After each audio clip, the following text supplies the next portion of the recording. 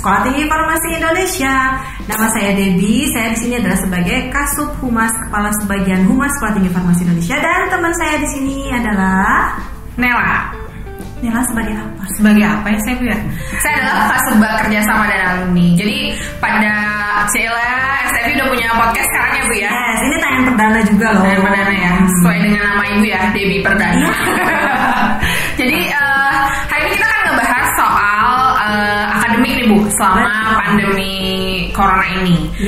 Mungkin kita awali dengan, karena STF ini punya 2 program studi, PSSF dan PSPA, program studi sarjana farmasi dan program studi profesi apoteker. Kita bahas satu-satu. Kita bahas yang pertama adalah PSSF ya. Oke. Kira-kira Ibu ada info apa nih terkait PSSF? Kegiatannya jadi seperti apa selama corona ini? Jadi saya sebagai Kepala Subbagian Humas di sini bertanggung jawab untuk memberikan informasi yang terbaru dan terupdate mengenai masalah pandemi yang kita hadapi.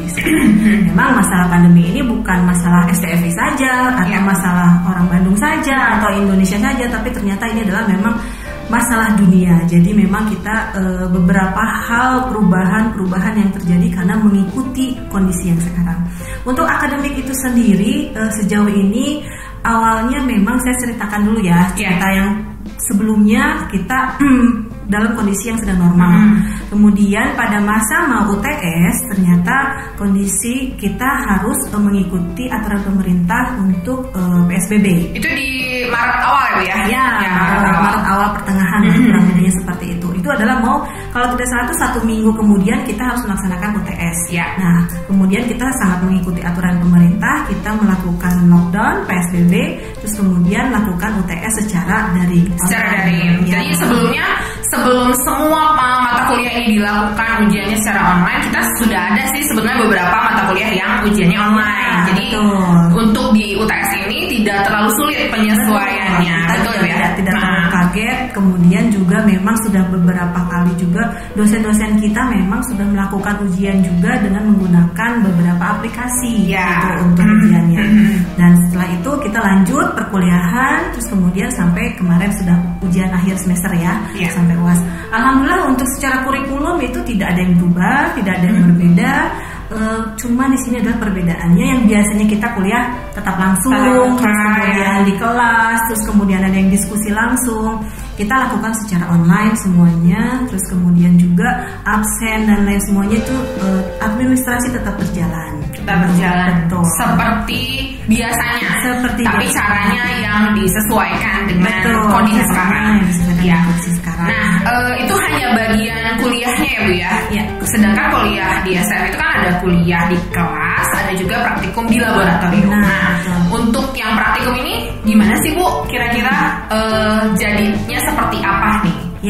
Untuk masa pandemi kemarin memang kan kita betul-betul PSBB, tidak ada aktivitas di kampus sehingga praktikum juga dilakukan secara online. Semua dosen dan asisten membuat video yang akan dilihat oleh para mahasiswa tentang penggunaan instrumen, analisis dan lain sebagainya. Nah, untuk masa sekarang kita menghadapi masa new normal, mungkin informasi yang terbaru untuk semester ke depan, praktikum itu tetap 60% kita lakukan secara online. Tapi ada 40% yang tetap mahasiswa itu akan praktikum di kampus. Mudah-mudahan sih berjalannya waktu sekarang semakin, apalagi informasi terbaru ya, mudah-mudahan vaksin segera ditemukan, kemudian kita sudah bukan lagi new normal tapi betul kembali keadaan normal, sehingga pada saat yang 40% kita melaksanakan praktikum di kampus itu sudah bisa terlaksana secara maksimal. Kenapa? Ya karena mau bagaimanapun gimana ya, kan mereka harus punya keterampilan hand skill-nya harus ada. Iya, betul sekali. Walaupun secara video melihat ya semua kita sudah buat dengan detail atau mudah terlihatnya gitu ya. Dengan informasi yang sedemikian rupa yang tadinya kita sebagai dosen jadinya artis gitu ya. Lumayan kan gitu ya perubahannya. Tapi alhamdulillah sih berjalan dengan baik, tapi itu tidak maksimal untuk anak-anak karena mereka harus tetap bagaimana menggunakan alat itu harus langsung seperti itu sih. Ya, jadi untuk semester yang lalu, sisa semester yang lalu itu kita praktikum online, tapi untuk tahun ajaran mulai September nanti akan ada online dan ada offline. Ya. Kemudian saya mau tanya nih Bu soal pelayanan di tata usaha. Nah, selama pandemi ini kira-kira apa nih yang berubah gitu untuk pelayanan? Ya, informasi yang terbaru ya, saya sebagai humas mengumpulkan data, kemudian hasilnya itu sebenarnya semua pelayanan dilakukan seperti awal ya, seperti semula lah, 100% kita lakukan, tapi memang sebagian juga secara online ya, jadi karena memang itu tidak boleh dilakukan kan secara offline. Untuk sekarang kita memang masih semuanya aktif ya, terutama juga setelah dikeluarkannya aturan pemerintah bahwa guru-guru, dosen-dosen untuk kembali ke kampusnya masing-masing untuk melakukan aktivitas, walaupun sebenarnya kita ada jadwal piket ya, jadi tetap kita melakukan pelayanan prima di Sekolah Tinggi Farmasi Indonesia. Kalaupun misalkan ada yang datang ke kampus kita, mungkin ada yang mau pengen daftar, misalkan pengen cari info segala macam, kita tetap melakukan pelayanan tentunya dengan protokol kesehatan yang sangat ketat sekali. Seperti tadi Bu Nela waktu datang di tes cek suhu ya? Cek suhu dong. Cek suhu, terus cuci tangan dulu, kemudian dikasih hand sanitizer. Jadi tetap semuanya menggunakan masker, terus kemudian juga jarak 1 meter. Tapi untuk hari ini kita maaf ya, kita nggak menggunakan masker karena seharusnya kita menggunakan masker Bu Nela. Gak apa-apa Bu, tapi kan kita udah rapid test. Kita sehat, kemudian ada jarak meter ya. Tapi kalau terlalu mundur, nggak rekam ya. Baik, mungkin selanjutnya adalah beberapa kelompok mahasiswa kategorial Bu. Misalnya anak TK nih, gimana nih tahun ini kan sebetulnya sekarang udah mendekati, sekarang September ya Bu ya, Agustus. Nah ini kan mendekati akhir tahun ajaran. Gimana sih SCFI mengelola anak-anak tugas akhir, tetap ke lab kah? Padahal kan sebetulnya kita harus ngejaga jarak dan lain sebagainya. Itu gimana Bu kira-kira? Untuk anak-anak yang tugas akhir, ada 2 program yang dijalankan oleh Prodi. Program yang pertama itu adalah bagi mahasiswa yang memang sudah ujian proposal dan kemudian memang tidak bisa dan harus dilanjutkan pekerjaannya, maka diizinkan untuk melanjutkan penelitiannya di kampus. Tentunya situasi yang kita hadapi sekarang anak-anak banyak yang TA ya, tapi tadi protokol kesehatannya sangat ketat, kita jadwalkan dalam satu lab itu juga hanya 50% ya siswa yang melakukan tugas akhir, terus kemudian dijadwalkan. Terus ada juga memang sebagian yang dilanjut dengan maksudnya dilanjut dengan jurnal review. Jurnal review ya gitu. Jadi memang kita berusaha, Prodi juga sangat berusaha sekali untuk memaksimalkan anak-anak ini tetap melaksanakan tugas akhir dan bisa menyelesaikan program studi sarjana farmasinya tepat waktu. Ya, mungkin nanti ada orang tua nih Bu yang nonton jurnal review itu apa sih gitu. Kok anak saya katanya tugas akhir tapi di rumah aja gitu kan. Nah, jadi jurnal review ini mungkin bahasa awamnya adalah studi literatur gitu ya. Jadi ya kalau saya sih mengartikannya, dulu kan kita waktu SD pernah merangkum ya Bu ya. Jadi merangkum dari beberapa penelitian, 50 sampai 100 mungkin 150 penelitian orang dirangkum atau direview menjadi satu artikel yang sesuai dengan temanya gitu. Jadi ya kalau anak Bapak Ibu bilangnya lagi tugas akhir dan sedang di rumah, jangan dicurigai ya. Tugasnya memang seperti itu. Tugasnya adalah mereka berada di depan komputer dan masing-masing dengan mencari sumber informasi literatur sebanyak-banyaknya. Betul sekali. Kemudian kelompok kategori yang lain adalah kategori itu maksudnya kelompok-kelompok gitu ya. Yang KKN ini Bu, gimana? Biasanya kalau yang biasa sesuai alur itu kan kita KKN di bulan Juli ke Agustus. Biasanya ada momen 17 Agustus.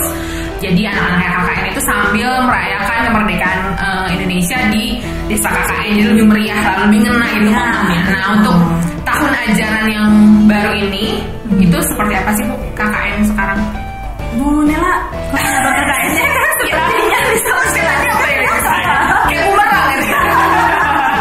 Ya karena saya humas jadi harus dari saya ya. Iya harus dari. Kalau Bu Nela mungkin lebih expert informasi. Oke, kalau ada yang salah tolong di baik. Jadi sejauh ini kita tetap melaksanakan KKN, tapi memang tidak seperti dulu kita datang ke desa terus kemudian kita membina desa tersebut kan. Yang tahun kemarin kita lakukan adalah KKN tematik ya. Nah KKN yang sekarang itu adalah melanjutkan KKN yang sebelumnya, tapi memang tidak secara langsung. Tidak secara langsung bahwa siswa kita itu datang ke desa terus kemudian berinteraksi dengan warga desa. Stay selama 1 bulan.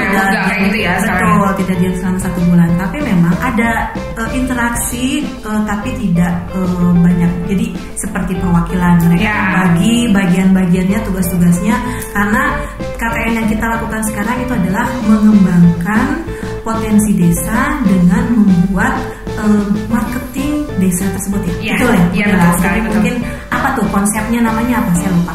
Jadi konsepnya adalah mempromosikan desanya ke seluruh Indonesia, dunia mungkin ya, kalau ada investor yang tertarik begitu kira-kira. Jadi pekerjaannya memang betul tidak stay selama 1 bulan, tapi hanya beberapa waktu saja. Kita pengen waktunya terbatas, tapi hasilnya tidak terbatas. Nah, jadi tadi kan yang khusus PSSF nih. Sekarang kan karena ada 2 prodi. Yang satu adalah PSPA, Program Studi Profesi Apoteker. Jadi gimana sih Bu kegiatan PSPA selama COVID mungkin? Tapi saya jelasin soal yang normalnya dulu nih ya, biar terlihat perbedaannya. Jadi PSPA di STM ini berbeda dengan PSPA di tempat lain. Jadi kita yang pertama melaksanakan kurikulum gak ada belajar di kelas lah, intinya seperti itu. Betul. Jadi 1 tahun itu betul-betul dilakukan hanya kerja praktek di beberapa instansi seperti rumah sakit, pelayanan, kemudian industri, PBF dan lain sebagainya. Baru kemudian ujian dan selesai. Nah, selama pandemi ini Bu, semuanya kan instansi-instansi tempat PKPA kena dampak dong ya, apalagi kita di farmasi, obat gitu ya. Kira-kira gimana nih Bu PKPA selama pandemi? Ya, kondisinya mungkin ya. Oke. Alhamdulillah STF sekarang sudah ada program studi profesi apoteker ya, jadi bisa mengakomodir siswa-siswa yang sudah menjadi sarjana farmasi. Betul, kondisi sekarang itu memang bukan kondisi yang diharapkan seperti yang tadi saya bilang, tapi kita berusaha untuk memaksimalkan tetap kegiatan berlangsung. Nah, karena di sini kita berhubungan dengan pihak lain, pihak terkait seperti penanggung jawab apotek, rumah sakit, pabrik, terus kemudian juga ada PBF. Tentunya kita tidak bisa mengatur sendiri. Kita mengikuti aturan yang memang ada di tempat PKPA tersebut. Dan pada saat kemarin pandemi, beberapa, tidak hanya kampus kita, hampir semua kampus juga menarik siswa yang melaksanakan PKPA. Jadi dengan kebijakan itu pemerintah tidak boleh melakukan kegiatan aktivitas apapun, kita mengikuti dan akhirnya mahasiswa kita yang sedang PKPA itu juga kita tarik ya. Dan pada saat itu memang kondisinya pas pertengahan ya, jadi memang mereka sudah berjalan 2 minggu, terus kemudian 2 minggu terakhirnya itu ada yang dilakukan secara online. Betul.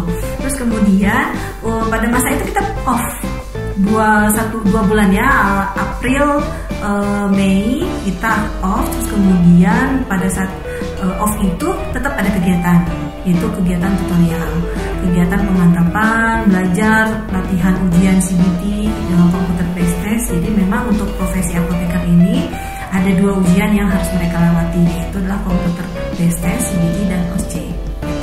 Nah, setelah itu alhamdulillah kita sekarang memasuki masa new normal. Kita semua tim PSPA berkomunikasi dengan preceptor-preceptor yang ada di tempat-tempat PKPA, terus kemudian juga kita mengatur, terus kemudian tidak hanya kita, mahasiswa juga ikut membantu. Terima kasih untuk mahasiswa PSPA juga yang ikut membantu untuk melaksanakan proses PKPA ini berlangsung. Jadi Untuk mahasiswa-mahasiswa yang berada di luar daerah seperti di Kalimantan, alhamdulillah kita dari berbagai daerah ya, itu kita tidak menyuruh mereka untuk datang ke Bandung, tapi mereka melanjutkan PKPA di daerah tempatnya masing-masing. Betul, untuk menjaga terutama keamanan mereka sendiri, terus kemudian juga pastinya tentunya keluarganya juga akan khawatir ya, was-was kalau misalkan anaknya harus terbang ke Bandung kembali gitu. Jadi alhamdulillah PKPA untuk bulan Juli ini juga sekarang berlanjut, terus kemudian di beberapa tempat.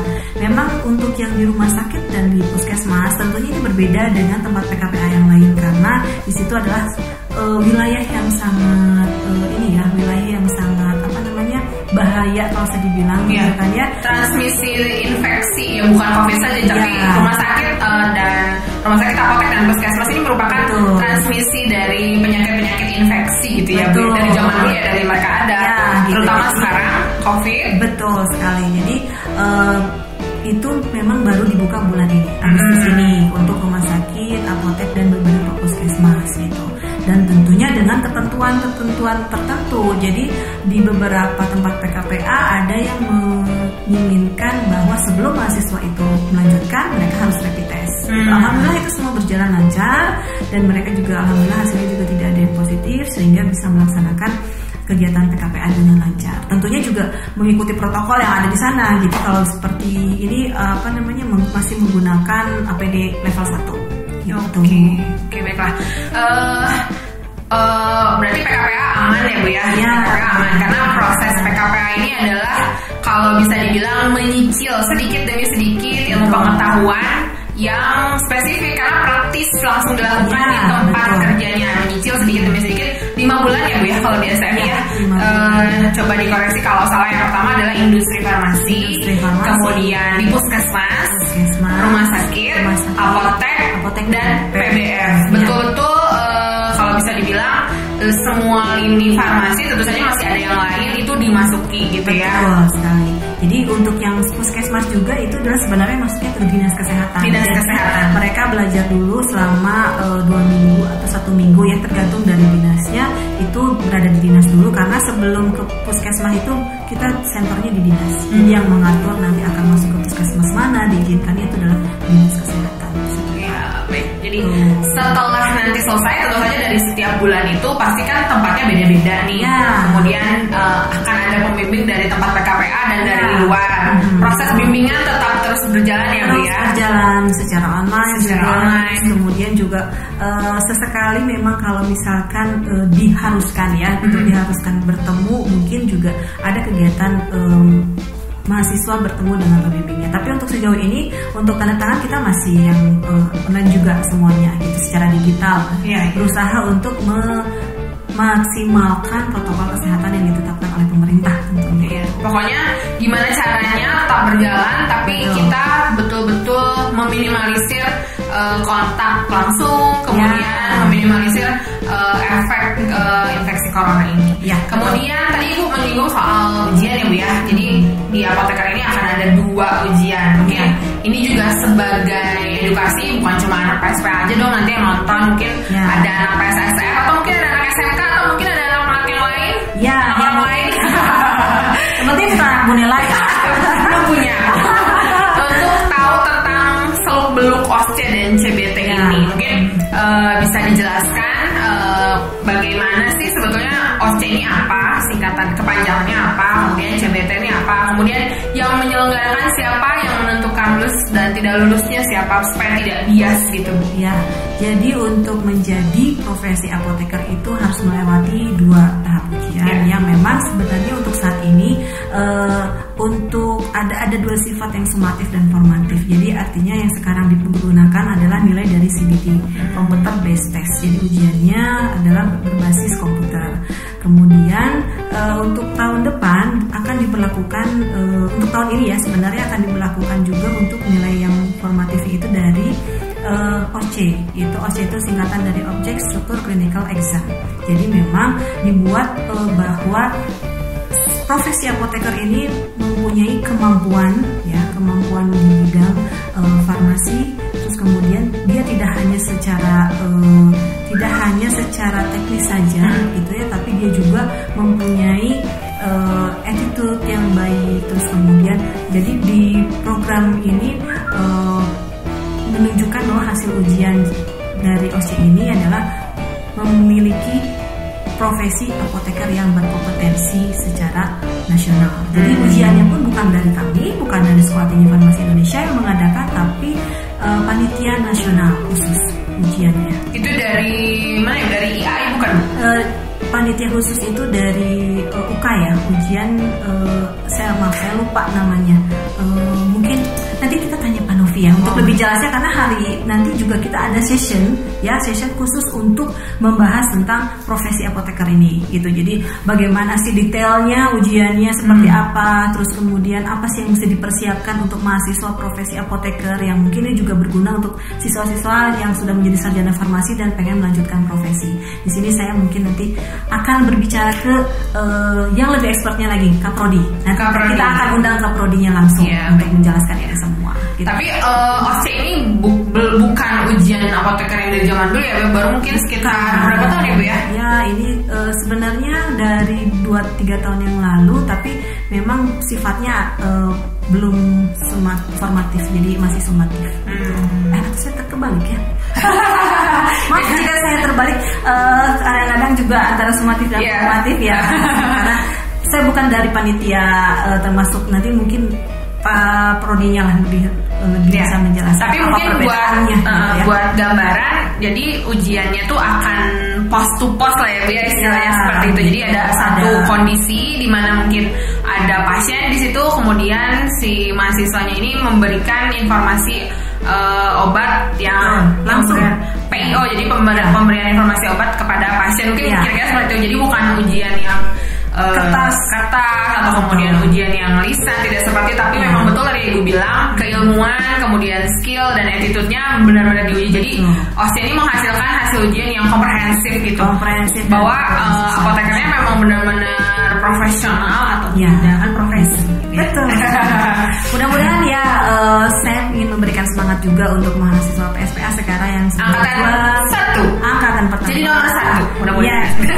Kondisinya yang pertama sekali menghadapi pandemi. Langsung pandemi.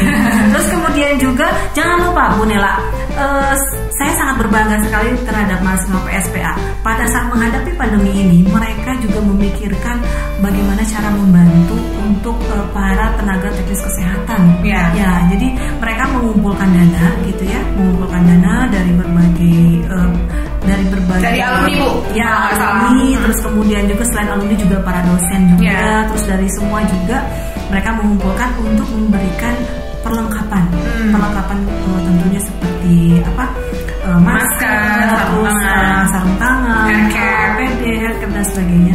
Itu juga dibeli oleh mereka terus kemudian dibagikan. Nah, kalau misalkan ada yang pengen tahu kegiatan apa saja, bisa lihat di IG-nya STFI, Sekolah Tinggi Farmasi Indonesia, STFI_IG. Ya, apoteker juga punya akun IG-nya sendiri ya? Ya, apoteker juga punya akun IG-nya sendiri. Ya, mungkin PSPA udah kita bahas soal PKPA, kemudian OSCE-nya sudah selesai, dan kegiatan mahasiswanya pun sudah selesai. Mungkin sudah cukup Bu untuk informasi di PSPA ini? Sepertinya untuk akademik cukup ya. Untuk akademik itu cukup. Nanti memang kita juga ada pas session berikutnya kita akan membahas tentang, pasti penasaran bagaimana sih Bu Nela keuangan, kemudian juga kemahasiswaan, kemudian kegiatan-kegiatan lainnya. Mungkin hari ini untuk tayangan perdana kami ingin menginformasikan tentang kegiatan akademik, karena memang kegiatan akademik ini kegiatan utamanya di Sekolah Tinggi Farmasi Indonesia, dan kami sebagai humas juga harus menyampaikan informasi terhadap. Jangan khawatir, untuk para orang tua juga jangan bingung juga, karena memang ini adalah kondisi yang sedang kita hadapi bersama. Kita sama-sama berjuang, kita saling support satu sama lain. Itu mungkin yang paling penting. Oke, terima kasih semuanya atas partisipasinya. Nanti mungkin kita akan ketemu lagi ya di sesi berikutnya. Bye.